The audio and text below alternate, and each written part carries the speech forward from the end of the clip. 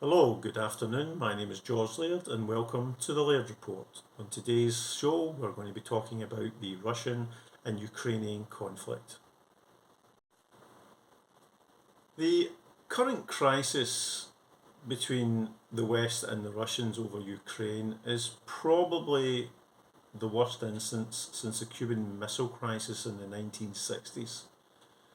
So, do the Russians have legitimate grievances, and if so, what are they? The West, and that means the US, is keen to limit Russian influence in the world. To do so, they seek and they cultivate allies. The West sees Ukraine as an opportunity to extend their dominance right up to Russia's doorstep. Imagine for a moment how you would feel if someone was standing outside your house with weapons and expressed openly a commitment to use them on you if you step out of line. Well, this attitude is based on old grievances and harks back to the end of the Second World War and the subsequent Cold War that followed. In order for the West to extend their influence, they aren't just doing it militarily, they're also doing it economically with trade agreements.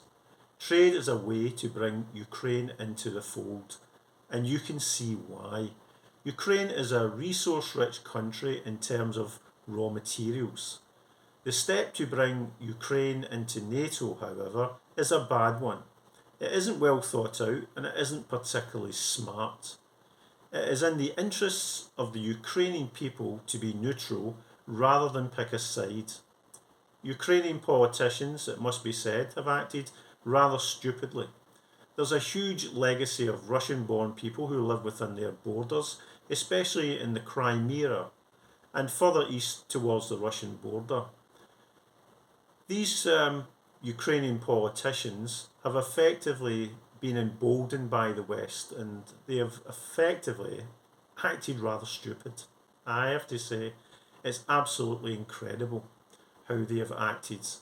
They've effectively poked the Russian bear, and now the Russian bear wants to bite back.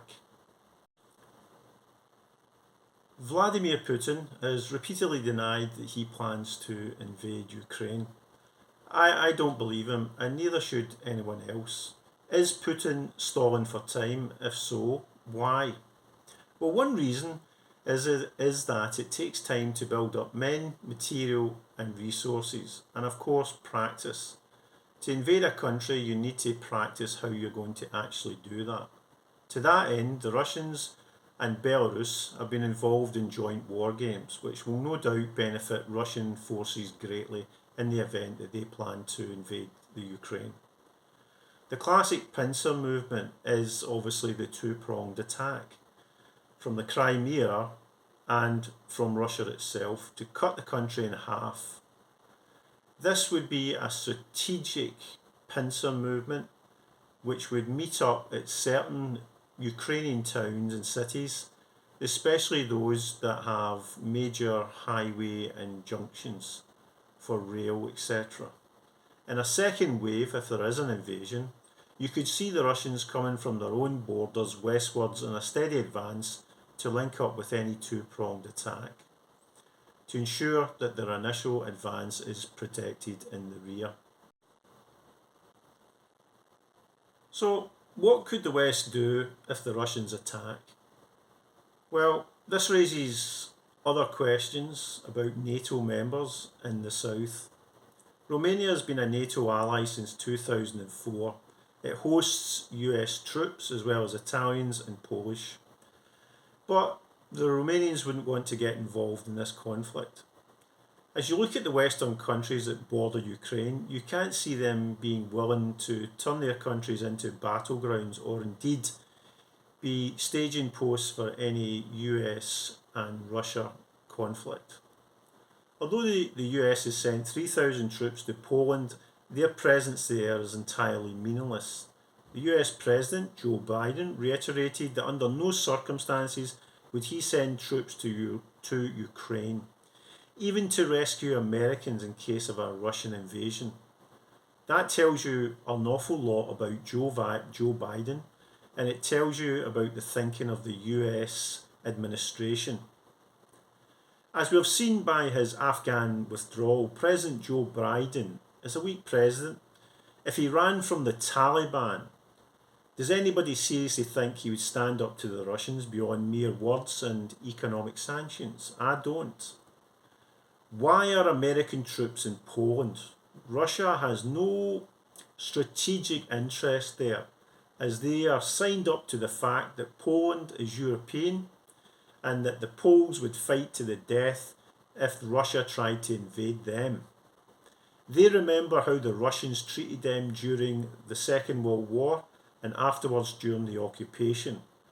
Further north, in places like Latvia, Estonia and Lithuania, these are countries that are too small for military adventures. And like Romania, I think it would be highly doubtful that they would let themselves get drawn into any war. There's said to be an estimated 130,000 Russian troops gathered near the Ukrainian border, but you could be fairly certain that number isn't the only Russian forces which would be deployed in the event of an invasion. If there was an invasion, it would be a lightning war or a blitzkrieg. Russia, in my opinion, wouldn't seek to take the entire country. Their advance west would be more tactical in nature. World War II showed the problems of the Germans fighting in the east, massive supply chain problems, and securing the ground properly. The Russians, I would suspect, would want to see a redrawing of the Ukrainian boundaries, much as the Germans did with the Czechs in 1938. Russia would see this new land as their buffer zone between them and the West. And I think that's what Russia wants. Russia wants a neutral buffer zone between them and the West, particularly to avoid having the closeness of the American missile defence systems, which they would seek to place in European countries. This would only heighten tension. And I don't think it's in the interest of anyone, including the US, to continually provoke the Russians in the way that's been done over many years. You don't have to be a fan of Russia to realise what's happening at the present moment is about stealth. NATO moving eastward by stealth and taking countries into their folds. It's not going to work. It's problematic. And to be honest, I just see it as a completely ridiculous blunder yet again of American foreign policy. When it comes to foreign policy, sadly the Americans have a notable history of failure, and that failure is pretty much in every place that they've turned up at and intervened in, with possibly the exception of the Bosnian War. And one of the reasons that the Bosnian War turned out in its aftermath to be so much better was the fact that the Americans and the Allies got out of the place. One of the things that you may have noticed if you've been looking at European politics is the move by the European Union to try and create a European army, which of course is a huge mistake, and it also undermines NATO. The European Union, for whatever reason, feels that they want to have a separate seat at the table in regards to any peace talks that happen within Ukraine. So instead of having a united front of NATO, what you'd have is the US, Britain and various other allies, and then the European Union as a separate entity trying to advance their interests. The German foreign minister says that the Russian troop build-up and military exercises on the border of Ukraine amount to an escalation. Well, I don't buy the notion that Germany sees the invasion of the Ukraine as a red line. The Germans remember World War II quite sharply. They remember what they'd done in Russia. killing the civilian populations in cities, towns and villages. They remember how the Russians reacted to that and what happened when the Russians advanced westward into Germany. You can look at this type of history online, especially in platforms such as YouTube, which is a good resource. No country lost more people during World War II than Russia. The Russians say they lost 20 million people during that conflict. Some other people reckon that that number is far higher.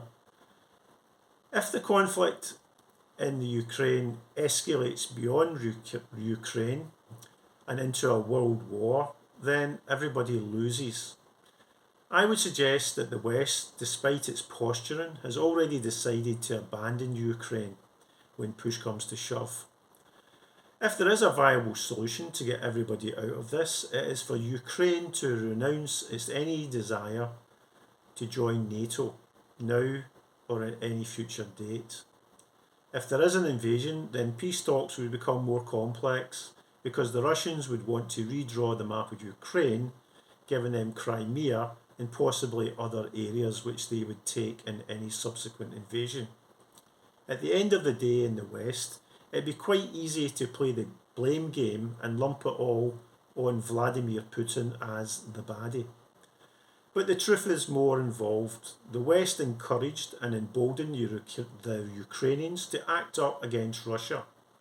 Now, having done so, they are finding out to their cost that their supposed allies in the West have taken cold feet. Yes, they're providing them with some types of support, but the real test where the meat meets the metal, troops on the ground, is off the table. If America won't stand by Ukraine, the rest of NATO won't beyond a certain point either. The question is, who does a second Cold War benefit? Well, only the US military-industrial complex, and they have American politicians all bought and paid for in their pocket. Does the West really want a second Cold War? Does the West want World War III? And if so, does the West wish to commit to tactical nuclear warheads being detonated on Ukrainian soil or European soil? Where would this end?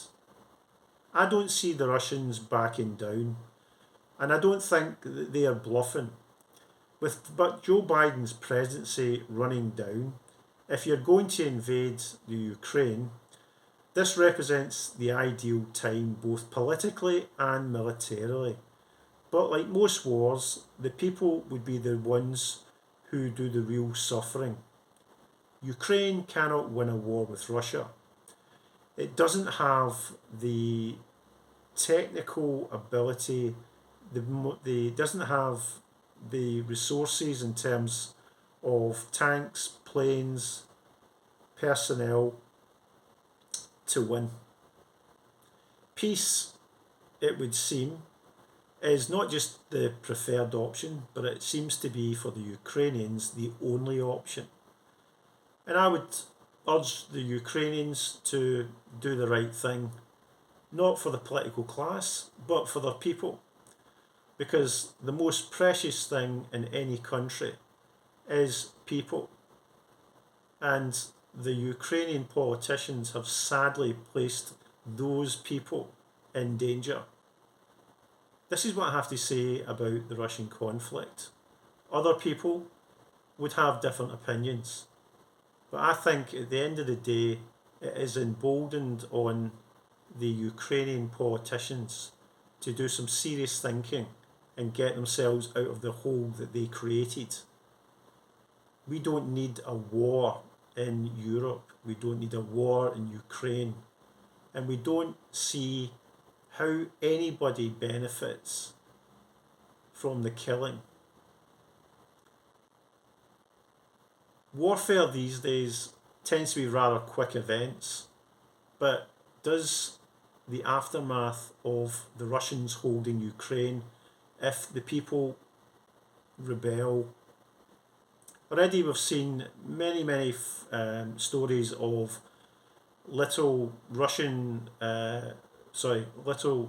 Ukrainian women picking up weapons to defend against Russian invaders. I really don't think that that is a viable military solution for the Ukrainian people. It's sad that it's come to this, but there is a route out, and that's for Ukrainian politicians to realise that although they may not necessarily like the Russians, they should remain neutral. The West isn't going to help them, and I don't think that the support that's been given now is actually of any real benefit to the Ukrainians.